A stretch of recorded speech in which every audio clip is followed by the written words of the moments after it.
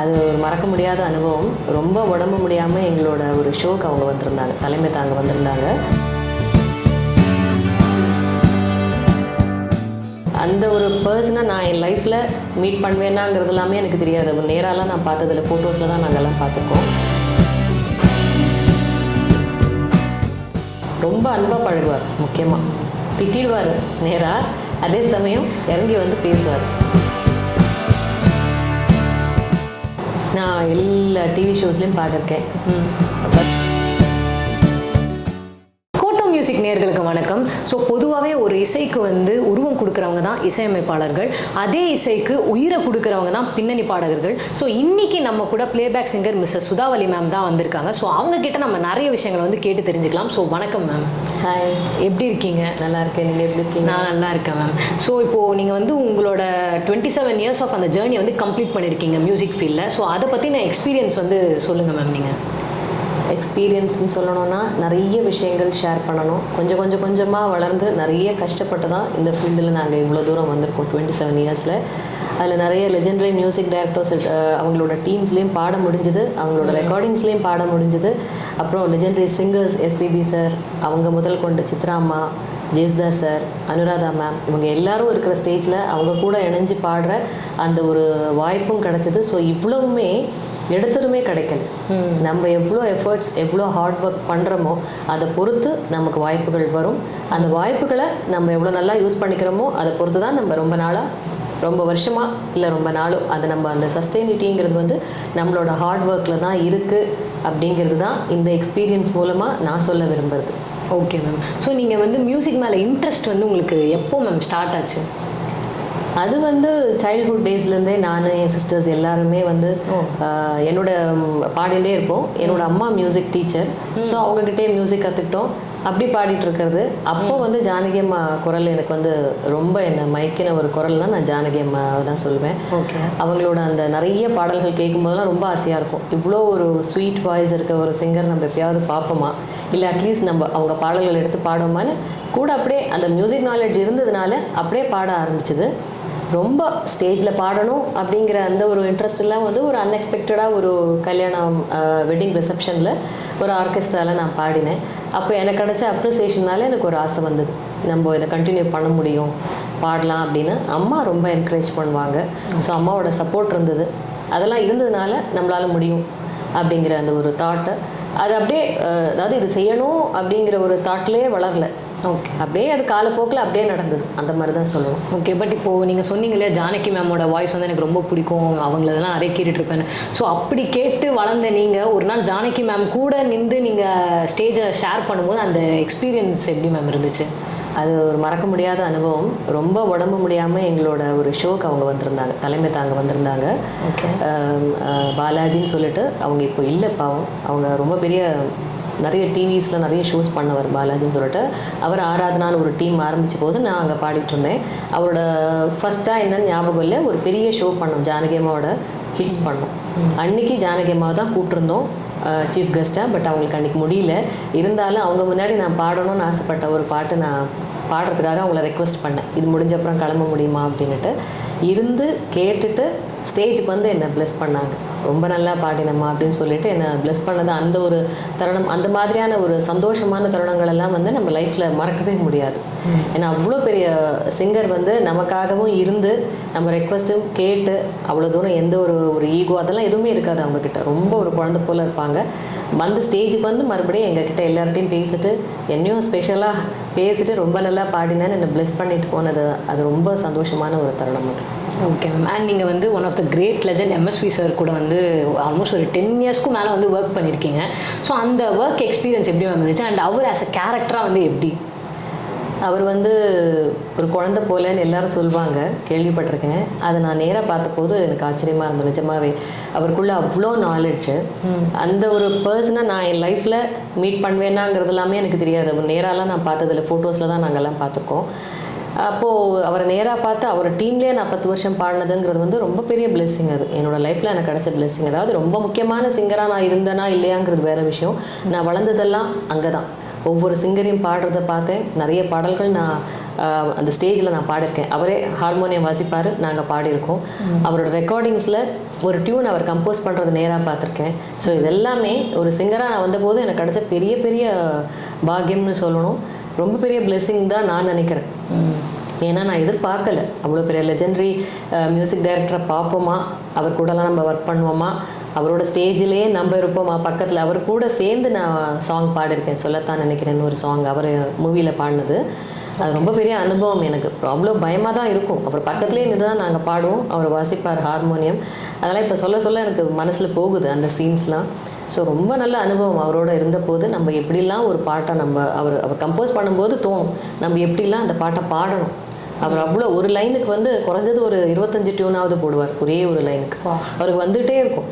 நமக்கு எதை பாடணுங்கிறது ஃபைனலாக நமக்கு. ஏன்னா அப்போ நாங்களாம் அப்கமிங் சிங்கர்ஸ் அப்படிங்கிறனால சட்டுன்னு பிக்கப் பண்ணிகிட்டே இருப்போம். ஆனால் திருப்பி அவர் வேறு டியூனை மாற்றுவார். அப்போ கன்ஃபியூஸ்டாக இருக்கும்.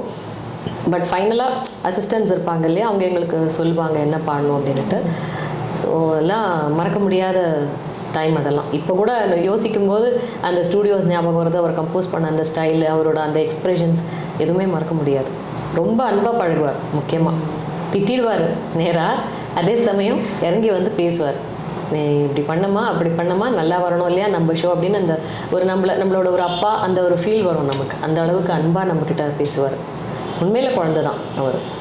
ஓகே மேம், இது வரைக்கும் நீங்கள் என்னென்ன டிவி ஷோஸ் சேனல்ஸ்லலாம் பாடியிருக்கீங்க மேம்? நான் எல்லா டிவி ஷோஸ்லேயும் பாடியிருக்கேன். ஃபஸ்ட்டு என்னோடய ஜேர்னி ஜெயா டிவியில் ஆரம்பிச்சது. சொக்குதே மனம் அப்படிங்கிற ஒரு ஷோவில் தான் அந்த ஓல்டு சாங்ஸ் எல்லாம் இப்போ இருக்க சிங்கர்ஸ் எல்லாரையும் வாய்ஸ் மேட்ச் பண்ணி பாட சொன்னாங்க. ஸோ அதில் எனக்கு ஜானகி அம்மா வாய்ஸ் தான் வந்தது. எனக்கு யாரை பிடிக்குமோ அவங்களோட வாய்ஸ் தான் எனக்கு கொடுத்தாங்க. அவங்களே மேட்ச் பண்ணி அவங்க என்னென்ன மூவியில் பாடினாங்களோ அந்த சாங்ஸ் மெஜாரிட்டி பாடினேன். சில டைமில் சுஷீலா அம்மா பாட்டும் நான் பாடியிருக்கேன். ஸோ சொக்குதே மனம், அதுக்கப்புறம் கலைஞர் டிவியில் நெஞ்சம் மறப்பதில்லை, அப்புறம் டிடி பொதிகையில் துள்ளாத மனமும் துள்ளும், அதுக்கப்புறம் மெகா டிவியில் என்றும் எம்எஸ்வி சாரோட ஷோவே அவரோட எல்லா பாடல்களும் அவரோட ஸ்டேஜ்லேயே இருந்து டிவி ஷோலையும் பாடினேன் நான். ஓகே. அதுலேயே அடுத்தது அந்த ஷோக்கு அப்புறமே இப்போ கூட இன்னும் போயின்னு இருக்கு கங்கை அமரன் சாரோட சங்கீதம் சந்தோஷம் அப்படிங்கிறது. அப்புறம் லோக்கல் சேனல் எம்ஏஎம் டிவியில் சிங்கர்ஸ் ஆன் லைவ்னு ஒரு ஷோ. அப்புறம் இன்னொரு ராஜாவின் ராகங்கள் அப்படின்னு ஒன்று, அதுலேயும் இளையராஜா சாரோட சாங்ஸ் எல்லாம் பாடினோம். சிங்கர்ஸ் ஆன் லைவ் சண்டேஸில் அப்படியே கொஷின்ஸ் வந்துகிட்டே இருக்கும், ரெக்வஸ்ட் வந்துகிட்டே இருக்கும், நாங்கள் பாடுவோம். அது ஒரு வித்தியாசமான அனுபவம் அந்த மாதிரி. ஸோ எல்லா சேனல்ஸும் பாடியாச்சு. ஓகே. அது போக நடக்கிற ஷோஸ்லாம் எந்த சேனலில் வேணால் வரும். சன் டிவியில் வந்திருக்கு, ராஜ் டிவியில் வந்திருக்கு. அந்த மாதிரி அப்பப்போ ஷோஸ் அதில் போயின்னு இருக்கும். Okay ma'am. ஸோ நீங்கள் ஃபர்ஸ்ட் ஸ்டேஜ் ஏறி பாடியிருப்பீங்களே, அந்த வெரி ஃபர்ஸ்ட் எக்ஸ்பீரியன்ஸ் ஸ்டேஜில் நீங்கள் ஏறினப்போ அது எப்படி மேம் இருந்துச்சு? ரொம்ப நர்வஸாக தான் இருந்தது. அதாவது எவ்வளோக்கு பாடணுங்கிற ஆசை இருந்ததோ கொஞ்சம் நர்வஸாகவும் தான் இருந்தது. ஆனால் அந்த ஏஜில் ரொம்ப நர்வஸ்ன்னு சொல்ல முடியாது. அந்த நர்வஸ் மீறி ஒரு வெறின்னு சொல்லணும். அன்றைக்கி தான் ஃபர்ஸ்ட் டைம் நான் பாட போகிறேன் அந்த பாட்டுனா நான் நல்லா பாடுவேன். அந்த ஒரு கான்ஃபிடன்ஸ் இருந்தது அந்த ஏஜில். நான் கண்டிப்பாக என்னால் முடியும் அப்படின்னு. ஸோ ஃபுல் டீமோட நான் ஃபர்ஸ்ட்டு பாடினது 9th ஸ்டாண்டர்ட் படிக்கும்போது பாடினேன். ஒரு வெட்டிங் ரிசப்ஷனில் ஃபர்ஸ்ட் டைம் நான் பாடினேன். ஸோ அது நல்ல நேம் கிடச்சது. அதுக்கப்புறம் எனக்கு அதுலேருந்து கண்டினியூஸாக எனக்கு கூப்பிட ஆரம்பித்தாங்க என்ன பாட. பட் நான் ஸ்கூல்ஸ் அந்த மாதிரிலாம் இருந்தது, ஸ்கூல் ஸ்டடீஸ் இருந்தது, அந்த மாதிரி இருந்ததுனால கொஞ்சம் லிமிட்டடாக தான் என்னால் போக முடியும். அதுதான் என்னோடய ஃபர்ஸ்ட் எக்ஸ்பீரியன்ஸ். அதுக்கப்புறம் முக்கியமான வெட்டிங் ரிசப்ஷன்ஸ், தெரிஞ்சவங்க மேரேஜில் கச்சேரி இருந்தால் கண்டிப்பாக அதில் போய் ஒரு பாட்டு பாடுவேன். அந்த மாதிரி தான் என்னோடய ஜேர்னி ஃபஸ்ட்டு ஸ்டார்ட் ஆச்சு. Okay ma'am. இப்போ நீங்கள் எஸ்பிபி சார் கூட ஸ்டேஜ் ஷேர் பண்ணீங்க. ஸோ ஃபர்ஸ்ட் டைம் அந்த ஸ்டேஜ் ஷேர் பண்ண எக்ஸ்பீரியன்ஸ் சொல்லுங்கள். ஏன்னா நீங்கள் அவரோட சாங்ஸ் எல்லாம் ஃபோனில் கேட்டு இல்லை டிவியில் பார்த்து அப்படி வளர்ந்துருப்பீங்க. பட் முறையாக ஸ்டேஜில் அவர் பக்கத்தில் நின்று பாடுற அந்த எக்ஸ்பீரியன்ஸ் எப்படி மேம் இருந்துச்சு? கண்டிப்பாக பயமாக தான் இருந்தது. ஏன்னா எவ்வளோ பெரிய லெஜெண்டரி சிங்கர் அவர் நம்ம ரெக்கார்டிங்கில் கேட்குற அந்த பர்ஃபெக்ஷன் இருக்கும் ஸ்டேஜில் அவர் பாடும்போது. ரெக்கார்டிங்னா நம்ம ஒரு 2 ஆனால் அவங்க காலத்தில் சிங்கிள் டேக் தான். இப்போது ஃபெசிலிட்டி இருக்குது, நம்ம மிஸ்டேக் வந்தால் இன்னொரு டேக் போய்க்கலாம். ஸோ அந்த மாதிரி அந்த சிங்கிள் டேக்கில் பாடின அந்த எக்ஸ்பீரியன்ஸ் தெரியும் ஸ்டேஜில். ஸோ அப்போது நமக்கு ஆட்டோமேட்டிக்காக இவ்வளோ பெரிய சிங்கர் இவ்வளோ வருஷமாக அவரோட என்ன சொல்கிறது, இனிமேல் வந்து அவரோட பாடல்கள் அவ்வளோ இருக்குது நமக்கு. என்றைக்குமே அதை கேட்கும் போதெல்லாம் அவர் ஞாபகம் வர அளவுக்கு அவர் பாடிட்டு போயிருக்காரு. எந்த பாட்டு எடுத்தாலும் இது எஸ்பிபி சார்ன்ற தாட் தான் நமக்கு வரும். அப்புறமா தான் நம்ம யோசிப்போம், ஓ இது அவர் இல்லையோ அப்படின்ற தாட் அப்புறம் வரும். அந்த அளவுக்கு வந்து அவர் பாடி வச்சிருக்காரு. ஸோ அப்போ அந்த பெரிய ஒரு சிங்கம்னு சொல்லணும். அந்த மாதிரி இருக்கும் அவரோட வாய்ஸ் பக்கத்தில் நின்று கேட்கும்போது. மைக்கில் அப்படி இருக்கும் அவரோட த்ரோ எல்லாம். அப்போ நான் போய் பக்கத்தில் நிற்கும்போது ஆப்வியஸ்லி ரொம்ப நர்வஸாக தான் இருந்தது. ரோஜா ஒன்று முத்தம் கேட்கும் நேரம் அப்படிங்கிற சாங் தான் நான் அவரோட பாடினேன். ரொம்ப ஒரு சந்தோஷப்படக்கூடிய ஒரு அனுபவம் எனக்கு அது. ஏன்னா ஃபர்ஸ்ட் டைம் நான் அவரோட பாடினேன் அந்த ஒரு சாங். அப்புறம் இன்னும் 2 சாங் வந்து அன்எக்ஸ்பெக்டடாக நான் அன்றைக்கி பாடினேன். ஏன்னா இன்னொரு சிங்கர் பாடலை. அது ரொம்ப நல்ல ஒரு சந்தோஷமான தருணம் அதுவுமே எனக்கு. இது வரைக்கும் நீங்கள் எத்தனை ஸ்டேஜ் ஷோஸ் மேம் பாடியிருப்பீங்க ஒரு அப்ராக்சிமேட்டாக சொல்லணுன்னா? அப்ராக்சிமேட்டாக கண்டிப்பாக ஒரு 400 to 500 ஷோஸ் நான் பாடுவேன். அதுலேருந்து என்ன ஒரே ஒரு லெசன் நான் பயங்கரமாக கற்றுக்கிட்டேன் அப்படின்னா என்ன மேம் சொல்லுவீங்க? கற்றுக்கிட்டேன் அப்படின்னா நான் பல சிங்கர்ஸை பார்த்துருக்கேன். ஸோ ஒவ்வொருத்தர்கிட்டையும் ஒவ்வொரு டேலண்ட் வந்து இருக்கும். அந்த டேலண்ட் வந்து நான் முக்கியமாக இன்னொருத்தர் இவங்க இப்படி பாடினாங்க அப்படி பாடினாங்கன்றது குறைய இது வரைக்கும் நான் பார்க்கல. எல்லாருக்கும் வரும். லைவில் பாடுறச்சே குறை வரும், மிஸ்டேக் வரும். அது வந்து நம்ம மைண்ட் அக்செப்ட் பண்ணிக்கணும். எனக்குமே பிடிக்காது மிஸ்டேக் வந்துடுச்சே அப்படின்னு உடனே நான் நர்வஸ் ஆகிற ஒரு கேரக்டர் தான் நான்.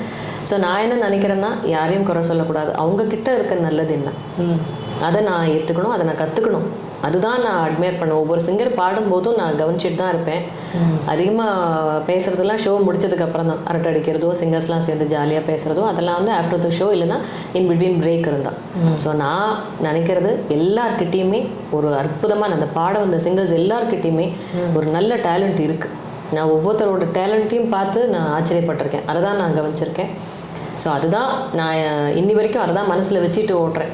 அப்படி தான் சொல்லணும். ஏன்னா இவங்ககிட்ட த்ரோ இருக்குது, அவங்கக்கிட்ட டெப்த் இருக்குது, இவங்ககிட்ட சங்கதிகள் ரொம்ப அழகாக வருது, இவங்ககிட்ட மெலடி ரொம்ப நல்லா இருக்குது. ஸோ அதுதான் நான் அவங்கக்கிட்ட தைரியம் இருக்குது. அந்த ப்ரெசன்டேஷன் அதை எவ்வளோ அழகாக ப்ரெசென்ட் பண்ண முடியும். ஸோ எனக்கு என்னெல்லாம் இல்லையோ அதெல்லாம் நான் எடுத்துட்டேன் அவங்கக்கிட்ட இருந்து.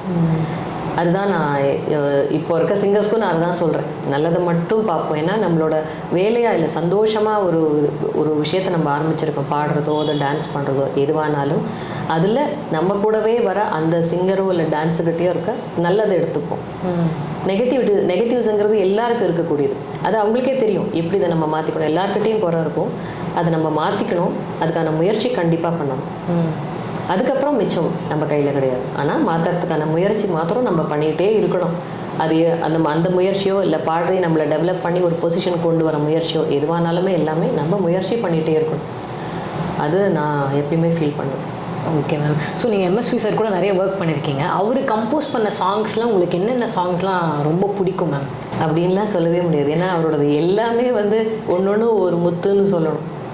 சிங்கர்ஸ்க்கு ஒரு பெஸ்ட் ப்ராக்டிஸ் அப்படின்னா அவரோட பாடல்கள். அவரோட சாங்ஸை வந்து நம்ம வந்து ஒரு 50% ப்ரெசென்ட் பண்ணுறதே ரொம்ப கஷ்டம். கேட்க ரொம்ப இனிமையாக இருக்கும், ரொம்ப நல்லா இருக்கும். ஆனால் ஃபீமேல் போர்ஷன் நீங்கள் எடுத்திங்கன்னா அவ்வளோ டஃப்பாக இருக்கும். சின்ன சின்ன நுணுக்கமான விஷயங்கள்லாம் சுஷீலா அம்மா அப்படி பாடி வச்சுருப்பாங்க. சுஷீலா அம்மா மாத்திரம் இல்லை, ஜானகி அம்மா பாடிருக்காங்க அவரோட கம்போசிங்கில், வாணி அம்மா பாடிருக்காங்க. ஸோ எல்லாரோடதும் பார்த்தீங்கன்னா கேட்கும்போது ரொம்ப இனிமையாக நார்மலாக இருக்க மாதிரி இருக்கும். பட் பார்த்தீங்கன்னா அவ்வளோ டஃப்பாக இருக்கும். நம்ம பாட ஆரம்பிக்கும் போது கஷ்டமாக இருக்கும். இப்போ தான் ஸோ அந்த ப்ராக்டிஸ் வந்து நமக்கு எப்படி இப்போது நம்ம பாட்டை வந்து பாடணும், ஒரு சிங்கர் நல்லா பாடணும்னா எப்படி கிளாசிக்கல் சிங்கிங் வந்து ஒரு கிளாசிக்கல் நாலேஜ் வந்து எவ்வளோ முக்கியமோ இல்லை அந்த ப்ராக்டிஸ் எவ்வளோ முக்கியமோ அந்த மாதிரி ஒருவேளை அதுக்கு போக முடியல ஒரு சிங்கர் பாட வந்துட்டாங்கன்னா அவங்களுக்கான பெஸ்ட்டு ப்ராக்டிஸ் வந்து எம்எஸ்வி சாரோட சாங்ஸ், அந்த கம்போசிங்னு தான் நான் சொல்வேன். ஸோ அதில் பிடிக்காதுன்னு எதையுமே சொல்ல முடியாது. எல்லாமே ரொம்ப அற்புதமான பாடல்கள் அந்த மாதிரி. அதில் எனக்கு ரொம்ப ரசித்து பாடுற பாடல்கள் நிறைய இருக்குது. அதில் உயர்ந்த மனிதனில் சுஷீலா அம்மா பாடின நாளே இந்த வேலை எனக்கு ரொம்ப பிடிக்கும், ரொம்ப பிடிச்ச பாட்டு அது. Okay ma'am. இப்போது நீங்கள் அவர் எம்எஸ்வி சார் முன்னாடி நிறைய பெர்ஃபார்மன்ஸ்லாம் பண்ணியிருப்பீங்க. ஸோ ஆஃப்டர் பெர்ஃபார்மன்ஸ் வந்து அவர் ஏதாவது காம்ப்ளிமெண்ட் பண்ணுறதோ இல்லை ஏதாவது வந்து கரெக்ஷன்ஸ் சொல்கிறதோ அந்த மாதிரிலாம் வந்து பண்ணுவாரா சார் ஸ்பாட்டில்? கரெக்ஷன்ஸ்ன்னு வந்து அவர் எதுவும் சொல்லலை, ஆனால் அப்ரிஷியேட் பண்ணியிருக்காரு, திட்டியும் இருக்கார். அது ரெண்டுமே நான் அந்த டிவி ஷோவில் நான் பண்ணியிருக்கேன். ஏன்னா முடிச்சது வந்து நல்லா இருக்குன்னா ஆன் த ஸ்பாட் அப்ரிஷியேட் பண்ணார். ஒரு சாங் வந்து ஒரு ரொம்ப ஆச்சரியமாக இருந்தது. அதே மாதிரி இன்னொரு பாட்டுக்கு திட்டும் வாங்கினோம், நானும் வாங்கினேன், இன்னொரு ப்ளேபேக் சிங்கரே அவரும் பாவம், அவரும் 2 பேருமே வந்து, ஆனால் அது வந்து எதனால தெரியல, அப்போ அவரோட மூடா என்னன்னு தெரியல, திட்டிடுவார் ஃபஸ்ட்டு. ஆனால் அதுக்கப்புறம் கரெக்டாக ரியாக்ட் பண்ணுவார். நம்ம நல்லா அவர் மனசுக்கு பிடிச்சிடுது அப்படின்னா உடனே அப்ரிஷியேட் பண்ணிடுவார். அந்த ஒரு எக்ஸ்பீரியன்ஸ் எனக்கு உண்டு அவர்கிட்ட. இறங்கி வந்து கூட சில டைமில் சொல்லியிருக்காரு, ஸ்டேஜை விட்டு இறங்கி வந்து நல்லா பாடணுமா நல்லா பாடணுமா அப்படின்வார், ப்ளஸ் பண்ணுவார். அது ரொம்ப சந்தோஷமாக இருக்கும். Okay ma'am. இப்போ நீங்கள் அதே மாதிரி எஸ்பிபி சார் கூடயும் நிறைய ஸ்டேஜஸ் வந்து ஷேர் பண்ணியிருக்கீங்க. அவர் வந்து ஆஸ் அ பர்சனாக எப்படி மேம், இப்போ ஷோஸ்லாம் வரும்போது அவர் எப்படி இருப்பார்? லைக் எல்லாரும் கூடயும் சிங்கர்ஸ் எல்லாம் கூட ஜாலியாக மிங்கலாகி பேசிட்டு அந்த மாதிரியான டைப்பா, இல்லை ஒர்க் வந்துட்டோம் அதை மட்டும் கான்சென்ட் பண்ணிவிட்டு ஒர்க்கை முடிச்சுட்டு போகணும் அப்படின்ற அந்த மாதிரியான ஒரு டைப்பா மேம் அவர்? நான் இனிஷியலாக முதல் ஷோவெல்லாம் பார்க்கும்போது அவர் அப்படி தான் இருந்தார்.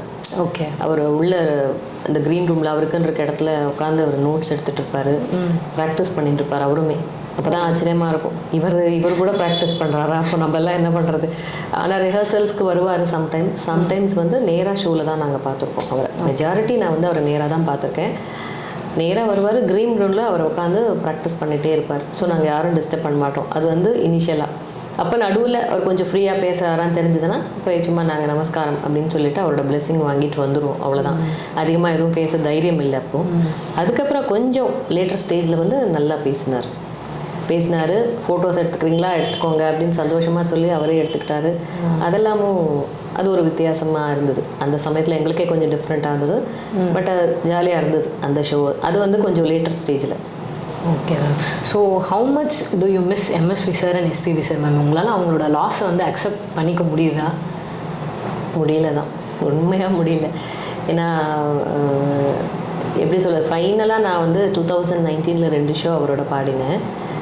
அப்போது அவ்வளோ பெரிய சிங்கர் அவர் வந்து ஒரு பர்டிகுலர் பிளேஸ் நம்ம பாடும்போது ரசிப்பார் எஸ்பிபி சார். தலையாட்டி ரசித்தது வந்து நான் வீடியோவில் பார்த்தேன், என்னோடய பாட்டு வீடியோ எடுத்தது அதில் பார்க்கும்போது ரசித்தார். அதுக்கப்புறம் அவர் ஒரு சின்ன மிஸ்டேக் பண்ணிட்டார்.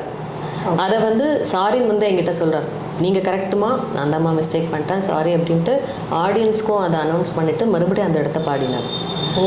ஸோ அந்த அளவுக்கு வந்து ஒரு இவ்வளோ பெரிய சிங்கர் கூட நம்ம நிற்கிறதுக்கே பயமாக இருக்கும். அவர் இவ்வளோ தூரம் அந்த அக்செப்டன்ஸ் வச்சுக்கிட்டு, என் சாதாரண சிங்கர் தான் அவரெல்லாம் அவரை கம்பேர் பண்ணும்போது என்கிட்ட வந்து நீங்கள் கரெக்டுமா, என்னோட தான் தப்பு, நீங்கள் கிடையாது அப்படின்னு சொல்லி ஒரு சாரியும் சொல்லும் போதெல்லாம் ஆச்சரியமாக இருந்தது. இவங்களெல்லாம் நம்ம எவ்வளோ கற்றுக்க வேண்டியது இருக்குது. ஒரு சிங்கராக மாத்திரம் கிடையாது, ஒரு நம்ம எப்படி ஒரு ஹியூமனாக நம்ம எப்படி பழகணும் மற்றவங்க கிட்ட அப்படிங்கிற அந்த ஒரு தன்மை வந்து அவரை பார்க்கும்போது ஆச்சரியமாக இருந்தது. அதே மாதிரி தான் எம்எஸ்வி சார். ஏன்னா 10 வருஷம் அவரோட டீம்லேயே இருந்துட்டோன்னும் போது அவர் இறந்தபோது ரொம்ப கஷ்டமாக இருந்தது, நம்பவே முடியல என்னால். அவரோட டெத்தில் இருந்தோம். அப்புறம் இன்னொன்று என்னென்னா, அவர் வந்து அவரோட அந்த வேன் முன்னாடி போகும்போது பின்னாடி அவரோட பாடல்கள்லாம் பாடிட்டே வரணும்னு அவர் ஆசைப்பட்டதாக சொன்னாங்க எங்கள் அசோசியேஷனில். சொல்லிவிட்டு நெக்ஸ்ட் டே வந்து அவரோட அந்த என்ன சொல்கிறது, பூத உடல்னு சொல்லுவாங்க, அவரை கொண்டு போகிறச்சே பின்னாடி நாங்கள் வந்து ஒரு பெரிய ஒரு வேன், ஒரு ஓப்பன் வேன் இருந்தது. அதில் இன்ஸ்ட்ருமெண்ட் பிளேயர்ஸ்லாம் ப்ளே பண்ணிகிட்டே வந்தாங்க, நாங்கள் சிங்கர்ஸ்லாம் பாடிட்டே போனோம் அவரோட சாங்கெல்லாம். ஸோ அது வந்து ரொம்ப மனசு கஷ்டம். பாட முடியாமல் இருக்கும், ஆனால் பாடாமல் இருக்க முடியாது. ஏன்னா இதுக்கப்புறம் அவர் எப்போ பார்ப்போம், என்ன அவ்வளோதான் முடிஞ்சு போச்சு. இனிமேலாம் வந்து இந்த மாதிரியான ஒரு பெரிய பொக்கிஷம்னு சொல்லணும் இந்த வேர்ல்டுக்கு, இந்த மியூசிக் வேர்ல்டுக்கு அவரெல்லாம் வந்து ஒரு ரொம்ப பெரிய ஒரு புதையல், பொக்கிஷம் எப்படி வேணால் சொல்லலாம். மிஸ் பண்ணிட்டோம், அவ்வளோதான். ஆனால் அவங்க பாடல்களில் அவங்க இருந்துகிட்டே இருக்காங்க. ஸோ எப்போ கேட்கும்போதும் இது எம்எஸ்வி சார் பண்ணது, நம்ம அந்த ஸ்டேஜில் இந்த பாட்டை பாடணும், அதில் ஏதாவது ஞாபகம் வந்துகிட்டே இருக்கும். வேறு அவங்க பாடினாங்க, நம்ம இருந்தோம் சார் பக்கத்தில், அந்த மாதிரிலாம் ஒரு தாட் நமக்கு போயிட்டே தான் இருக்கும், மறக்க முடியாது. Okay ma'am. ஸோ நீங்கள் எந்த ஜானர், மியூசிக் ஜானர் எது நீங்கள் அதிகமாக விரும்பி கேட்குற ஜானர் மேம்? எனக்கு மெலடி ரொம்ப பிடிக்கும். ஓகே. ரொம்ப மெலடியாக இருந்தது ஒரு சாங் அப்படின்னா, அந்த மெலோடியஸ் சாங்ஸ் வந்து எனக்கு எப்பயுமே மனசில் நின்றுகிட்டே இருக்கும். பட் இப்போ இருக்க ட்ரெண்டில் நிறைய பேர் ரொம்ப நல்லா அந்த வெஸ்டர்ன் ஸ்டைல் பாடுறாங்க. அது கேட்கும்போது ஆச்சரியமாக இருக்கும், எப்படி இவ்வளோ அழகாக அவங்களால பாட முடியுது அப்படின்னு சொல்லிட்டு. ஸோ நான் ஃபஸ்ட்டுனா ரொம்ப மெலோடியாக தான் எனக்கு பிடிக்கும். அந்த மாதிரி இருந்தால் உடனே அப்போ எல்லாமே அப்படி தானே இருந்தது ஒரு சமயத்தில். இப்போ எம்எஸ்வி சார் பீரியட்லாம் எடுத்திங்கன்னா எல்லாரீஸ்வரி அம்மா மட்டும்தான் அந்த வெஸ்டர்ன் ஸ்டைல் பாடுவாங்க. அது ஒரு தனி ஜோனு தான் அவங்க பாடினது. அது தனி டேலண்ட்டுன்னே சொல்லணும். அந்த சமயத்தில், அந்த காலத்தில் தன்னோட வாய்ஸ்லேயே அந்த விப்ராட்டோ ஸ்டைல் நிறைய வச்சுருப்பாங்க எல்லாரீஸ்வரி அம்மா. அவங்கன்னா அந்த வெஸ்டர்ன் ஸ்டைலுன்னா அவங்க அப்படின்ற தாட் தான் எனக்கு வரும். அப்படி தான் இருக்கும். நிறைய பாடல்கள் பாடியிருக்காங்க அவங்க அந்த ஸ்டைலில். அதே போல் அதோட டபுளாக சொல்லணும், நிறைய மெலோடி சாங்ஸ் தான் எம்எஸ்வி சார் கம்போஸ் பண்ணியிருக்காரு. ஸோ அதனால் எங்களுக்கு அப்போதுலேருந்து அந்த மாதிரி பாடல்களே கேட்கும்போது நமக்கு அதுதான் ஈர்ப்பு ஜாஸ்தி. அந்த பீரியட்லேயே வளர்ந்து ஆக்சுவலாக எம்எஸ்வி சாருக்கு பீரியடுக்கு அப்புறம் இளையராஜா சாரோட அந்த பீரியடு இருக்கு இல்லையா, ஒரு 80s தான் நான் வந்து அவரோட பாடல்கள்லாம் கேட்க ஆரம்பித்தேன். 80க்கு அப்புறம் இன்னும் சொல்லணும்னா 80-90s அவரோட சாங்ஸ் கேட்குறேன். ஸோ அதில் தான் வந்து ரொம்ப ஈர்ப்பு. இளையராஜா சார் பாட்டும் அப்படி தானே இருக்கும். அதனால் எனக்கு மெலடி தான். Okay ma'am. ஸோ நீங்கள் இப்போ ஆஸ் அ சிங்கராக வந்து அப்போது இருந்த மியூசிக் மேலேயும் இப்போ இருக்கிற மியூசிக் மேலேயும் உங்களோட ஒப்பீனியன் என்ன மேம்? அதாவது அப்போ இருந்த மியூசிக் எப்படின்னா நம்மளோட லைஃப்லேயே சேர்ந்து போச்சுன்னு தான் சொல்லணும். லைஃபோட ஒன்றி போயிடுச்சு. அதாவது இதுதான் லைஃப்னு நினச்சிட்டுருவாங்க எல்லாருமே. அந்த பாட்டை கேட்கும்போது அது ஒவ்வொரு சுச்சுவேஷனுக்கும் அதில் ஒவ்வொரு பாடல்கள் அப்படி எழுதியிருந்தாங்க எல்லாருமே. அது அப்படியே நம்ம ஃபேமிலியில் இருக்க மாதிரி இருக்கும். அந்த பாட்டு கேட்கும்போது சில டைமில் அது கேட்கும்போது அப்படியே ஒன்றி போயிடும். நமக்கும் தெரியாமல் அழுக வரும். சிலது நமக்கு தெரியாமல் சந்தோஷத்தை கொடுக்கும் ஒரு கஷ்டத்தில் இருக்கும்போது. அந்த மாதிரி இப்போ இருக்க பாட்டு எப்படின்னா எப்பயுமே ஹாப்பியாக இருந்து அந்த ட்ரெண்ட், அதாவது இப்போ இருக்கிறது எப்படின்னா நல்ல ஒரு 4 டான்ஸ் பண்ணோம்னா நம்மளோட அந்த டயர்ட்னஸ் போய் ஃப்ரெஷ் ஆகும் பாருங்கள், அந்த மாதிரியான சாங்ஸ் இப்போ. ஸோ இன்றைக்கி கஷ்டமா அந்த பாட்டை கேட்டோமா, ஒரு 4 டான்ஸ் பண்ணோமா, 4 தடவை டான்ஸ் பண்ணோமா, ஹாப்பியாக இருக்கும் அந்த மாதிரி. ஸோ பாடல்கள் மியூசிக்குங்கிறது எப்பயுமே ஒரு ஹாப்பினஸ் கொடுக்கக்கூடிய விஷயம்தான். அதில் வந்து எந்த சந்தேகமும் இல்லை. யாருக்கான ஒருத்தருக்கான சந்தோஷத்தை கொடுத்துக்கிட்டே தான் இருக்கும் மியூசிக் அப்படிங்கிறது. அதனால் அப்போ இருந்த பாட்டு இப்போ இருந்த பாட்டுன்றது வந்து இவ்வளோ தான் வித்தியாசம் சொல்ல முடியும். ஆக மொத்தம் எல்லாத்துலேயுமே பாருங்கள் ஹாப்பினஸ் இருக்கும். அதுதான் மியூசிக் கேட்டுகிட்டே இருந்தால் நம்ம கவலை மறக்குது அப்படின்னு சொன்னவங்க தான் நிறைய பேர் என்கிட்ட வந்து, உங்களுக்கு என்ன மேடம் நீங்களே பாடுறீங்க, உங்களுக்கு கவலையே இருக்காதுல்ல அப்படின்னு என்ன நிறைய பேர் கேட்டிருக்காங்க. நீங்கள் பாடி நாங்கள் இவ்வளோ சந்தோஷப்படுறோம், நல்லா இருந்தது ஷோ, இவ்வளோ நல்லா பாடினீங்க, இந்த பாட்டெலாம் பாடு அப்படி சொன்னவங்க உங்களுக்கு ஜாலி இல்லை, நீங்கள் பாடிட்டே இருந்தால் உங்களுக்கு கவலையே இருக்காதுல்ல அப்படி தான் கேட்பாங்க. ஸோ அந்த மாதிரி மியூசிக்குன்னா சந்தோஷம், அது எந்த டைப் வேணால் இருக்கலாம், அவ்வளோதான். மியூசிக்கில் உங்களோட இன்ஸ்பிரேஷன் யார் மேம்? நான் மியூசிக்னா கம்போசராக சிங்கராக? நீங்கள் இல்லை, நார்மலாகவே மியூசிக் ஃபீல்டில் உங்களுக்கு இன்ஸ்பிரேஷனாக யார் சொல்லுங்கள்? அது சிங்கராகவும் இருக்கலாம், இல்லை கம்போசராகவும் இருக்கலாம், அது உங்கள் ஃபேமிலி சைட்லேருந்து யாருன்னா அவங்க என்ன என்கரேஜ் பண்ணாங்க, ஸோ அதனால அவங்க தான் என்னோட இன்ஸ்பிரேஷன் மாதிரி யார் வேணாலும் நீங்கள் சொல்லலாம். ஜென்ரலாக மியூசிக், அதாவது எனக்கு பாடணுன்ற தாட் வந்ததே நான் ஃபஸ்ட்டே சொல்லிட்டேன், ஜானகி அம்மா. ஜானகி அம்மா தான் எனக்கு எப்பயுமே இன்ஸ்பிரேஷன்னு நான் சொல்லுவேன். எந்த பாட்டு கேட்டாலும், ஏன்னா நான் சில டைம்லலாம் சும்மா கிண்டலுக்கு சொல்லுவேன், இவங்க இருமினா கூட ஸ்ருதியோட ரொம்ப பாவத்தோடு இரும்புவாங்க போல இருக்கே இவங்க, அந்த மாதிரி தான் நான் ஃபீல் பண்ணேன். ஏன்னா அவ்வளோ எக்ஸ்ப்ரெஷன் இருக்கும் அவங்களுக்கெல்லாம். வந்து ஸ்டோரி என்னன்னு சொல்லிட்டா போருமா, அந்த சுச்சுவேஷன் சொன்னால் போகிறோம், அவங்க அப்படியே அதை வாய்ஸில் கொண்டு வந்துடுவாங்கன்னு தான் நான் கேள்விப்பட்டேன். அவங்க டைரெக்டாக பாடி நான் பார்க்கல, அந்த வாய்ப்பு கிடையாது. ஸோ அவங்க பாடும்போது அவங்களுக்கு சுச்சுவேஷன் என்னன்னு சொல்லுவாங்களாம், சொன்னால் அது போகிறோம், அந்த எக்ஸ்ப்ரெஷன் கொண்டு வந்துடுவாங்க. அவங்களோட எந்த பாட்டு எடுத்தாலுமே பாருங்களேன், அந்த ஒரு ஹாப்பினஸ்ஸாக அது தெரியும் வாய்ஸில். அந்த பாவம் வந்து டான்ஸர்னால் ஃபேஸில் காட்ட முடியும், சிங்கர்னால் எப்படி அந்த இதுதான் சுச்சுவேஷன் எப்படி காட்ட முடியும். ஏதோ அந்த பேக்ரவுண்ட்லேருந்து ஆரம்பிக்கலாம், ஒருவேளை சோகமான பேக்ரவுண்ட் ஆரம்பித்தா ஓகே இது ஏதோ சோகமான பாடல் போல இருக்குன்னு ஆரம்பத்தில் நம்ம கேட்கும்போது தெரியும். இருந்தாலும் அதுக்கப்புறம் வாய்ஸ்லேயும் நம்ம காட்டணும் இல்லையா, அதுதான் ஒரு சிங்கரோட அந்த ஒரு பர்ஃபெக்ஷன் வந்து நான் ஜானகி அம்மாட்ட தான் நான் பார்க்குறேன். அதுக்கப்புறம் சித்ரா அம்மா, ஒவ்வொருத்தர்கிட்ட ஒவ்வொரு மாதிரி.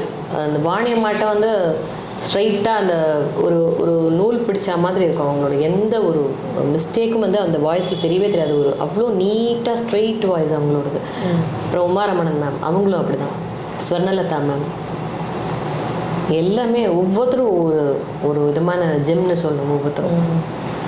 Okay ma'am. இப்போ நீங்கள் வந்து மியூசிக் கற்றுக்கிட்டோ இல்லை படித்தோ அந்த மாதிரி எதுவும் வந்தீங்களா, இல்லை பை பர்த்லேருந்தே நேச்சுரலாகவே உங்ககிட்ட அந்த ஒரு டேலண்ட் இருக்கா? டேலண்ட் இருக்கானா, இருந்திருக்கலாம். இப்போ சொல்கிறேன், நான் எப்படி சொல்கிறேன்னா, அப்போ எனக்கு தெரியாது நான் பாட வரப்போகிறேன்றதே எனக்கு தெரியாது. நான் முதல்ல சொன்ன மாதிரி அம்மா மியூசிக் டீச்சர்னால வீட்டில் மியூசிக் கிளாஸ் நடக்கும். அம்மாவும் ஃபோர்ஸ் பண்ணி எக்ஸாம்ஸ் போங்க, நம்ம கையில் ஒரு சர்டிஃபிகேட் இருக்கணும் அப்படி தான் சொல்லுவாங்க. ஏன்னா நம்ம கையில் எல்லாமே நம்ம தெரிஞ்சு வச்சுக்கணும், எதுவும் இல்லாமல் இருக்கக்கூடாது. அப்போல்லாம் சர்டிஃபிகேட் கம்பல்சரி எது எடுத்தாலுமா. அதனால் வந்து இருக்கட்டும் நீங்கள் பண்ணுங்கன்னு அம்மா ஃபோர்ஸ் பண்ணுவாங்க. ஆனால் ரொம்ப ஃபோர்ஸ் பண்ணிலாம் நான் அப்படிலாம் பாடலை, ஏதோ பாடிட்டே இருந்தேன். ஜானகி அம்மா பாட சினியில் தான் எனக்கு கொஞ்சம் கான்சன்ட்ரேஷன் இருந்தது.